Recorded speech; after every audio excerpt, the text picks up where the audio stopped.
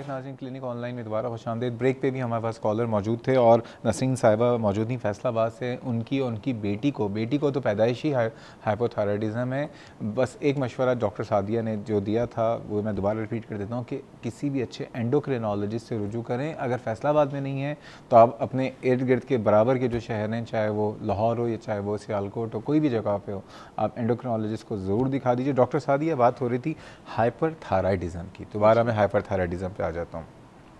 तो एक बात तो आपने बताई कि गर्मी बहुत लगती है, वज़न में कमी हो जाती है, ठीक है, यानी हाइपोथायराइड की दूसरी तरफ इसके अलावा और क्या क्या अलामतें हो सकती हैं? इसके अलावा पेशेंट्स कंप्लेन करेंगे कि उनको इख्तिलाज क़ल्ब हो रहा है, जो पैल्पिटेशंस जो होती हैं बहुत ज़्यादा, उनका हार्ट फास्ट बीट करेगा।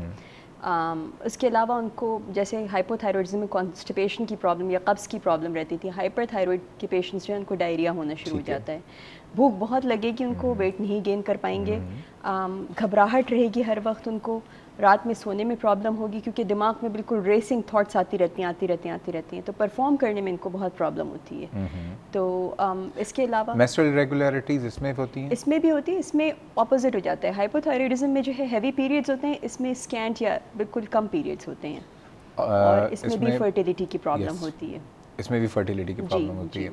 अच्छा, हाइपोथायराइडिज्म में एक चीज़ देखी गई थी जो कि डिप्रेशन। अमूमन बहुत सारे लोग डिप्रेस थे और बाद में जब पता कराया तो उनके थायराइड का प्रॉब्लम था, हाइपोथायराइड था। इसमें स्टेट ऑफ माइंड कैसा होता है? इसमें बिल्कुल एंग्शियस और इरिटेबल होते हैं बिल्कुल, क्योंकि हर वक्त रेसिंग थॉट्स सारी होती हैं, रात में सो भी नहीं पा रहे होते हैं पेशेंट्स, और चूँकि थायराइड जो है वो दिमाग को मुस्तकिल स्टिमुलेट कर रहा होता है, इसलिए बिल्कुल इंसान परेशान, बिल्कुल चिड़चिड़ा परेशान। बिल्कुल अक्सर बहुत से लोग होते हैं ना जो गुस्से के बड़े तेज़ होते हैं, चिड़चिड़े होते हैं, और लोग उनसे कहते हैं क्या सड़ियल आदमी है, लेकिन हो सकता है बेचारे को हाइपरथायराइड हो। बिल्कुल, है ना? बिल्कुल हो सकता है। ठीक है, अब ये बताइए, आपने एक तो वजह बताई कि ऑटोइम्यून है, क्या ये पैदाइशी भी हो सकता है? जी, पैदाइशी भी हो सकता है बिल्कुल, और पैदाइशी के लिए ये है कंजेनिटल हाइपोथायरॉइडिज्म जो होता है, या पैदाइशी जो हाइपोथायरॉइडिज्म होता है, उसमें अक्सर ऐसा होता है कि बच्चों का थायराइड ग्लैंड डेवलप ही नहीं हो पाता।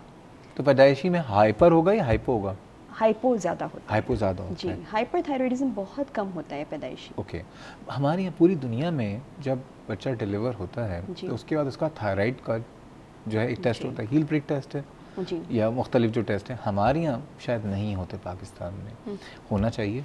बिल्कुल ज़रूर होना चाहिए, बहुत इंपॉर्टेंट है मैं तो कहूँगी, क्योंकि होता ये कि पैदाइशी अगर डायग्नोस फ़ौरन हो जाए ना, तो अगर आप फ़ौरन बच्चे को थायराइड हार्मोन पे स्टार्ट कर दें तो उसका मेंटल डेवलपमेंट और उसका फिज़िकल डेवलपमेंट सही होता है। ठीक है, वरना अगर बच्चे को आपने 1-2 महीने देर कर दी तो उसकी कॉग्निटिव डेवलपमेंट सही नहीं हो पाएगी, तो बच्चे को मेंटल रिटार्डेशन भी हो सकती है। मैं इस बात पे मैं इस वक्त पूरे पाकिस्तान के जितनी भी पीडियाट्रिशियंस हैं, जितने भी मेडिकल डायरेक्टर्स हैं हॉस्पिटल के, जितनी गायनेकोलॉजिस्ट ऑब्स्टेट्रिशियन से दरख्वास्त करूँगा कि जब भी इस दुनिया में कोई बच्चा आए तो जहाँ बहुत सारी इन्वेस्टिगेशंस बच्चे की हो जाती हैं, अच्छी जगहों पे भी, दरमियानी जगहों पे भी, और ऐसी जगह भी जहाँ पे तो कुछ भी नहीं होता, लेकिन जहाँ पे जो कुछ हो रहा है उसमें एक थायराइड हार्मोन जो है उसको भी ज़रूर चेक कर लेना चाहिए। पूरी दुनिया में होता है, हमारे यहाँ नहीं होता, हमारे यहाँ भी कर।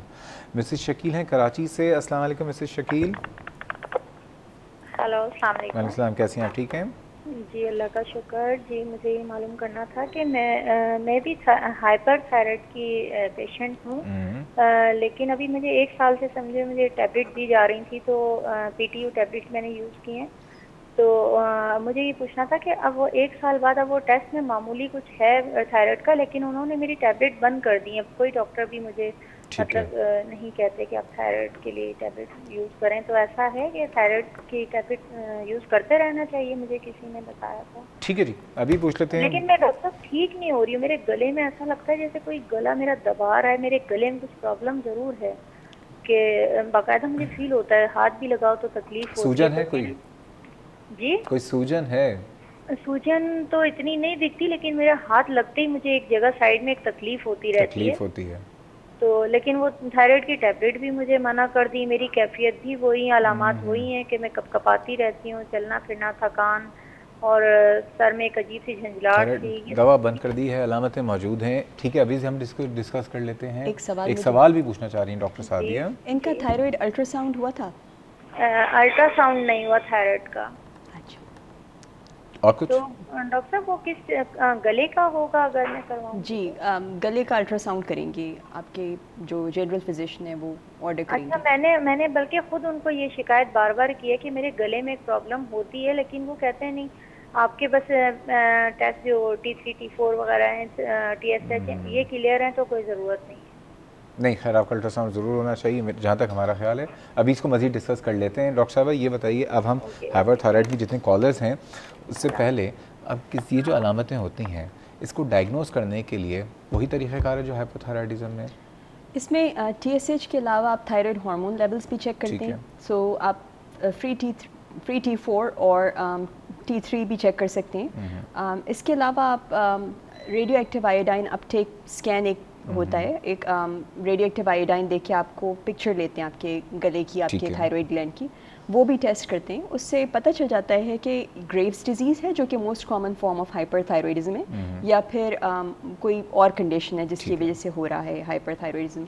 तो ये 2-3 टेस्ट जो हैं, अगर गले का ग्लैंड आपको बढ़ा हुआ नज़र आ रहा है या गोइटर नज़र आ रहा है ऑब्वियसली, तो फिर आपके डॉक्टर को जो है वो अल्ट्रासाउंड भी करने की ज़रूरत होगी। अच्छा, अगर लेकिन जैसे कि इनको नज़र नहीं आ रहा था, अभी जो कॉलर हैं मिसेस शकील वो कह रही दर्द है, लेकिन तो इस कंडीशन में इन्होंने बताया कि इनको एक ख़ास जगह पे दर्द होता है, जैसे हाथ लगाने से।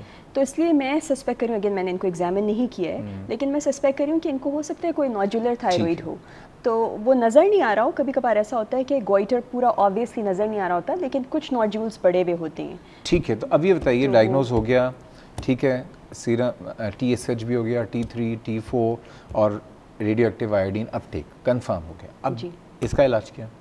इसका इलाज 2 मेडिकेशंस जो एंटी थायराइड ड्रग्स होती हैं, सारी दुनिया में बहुत कॉमनली अवेलेबल हैं। प्रोपाइल थायोरेसल या PTU के नाम से एक आती है, और एक है मेथिमेजोल जो कि यूजुअली टेपाजोल के नाम से आती है।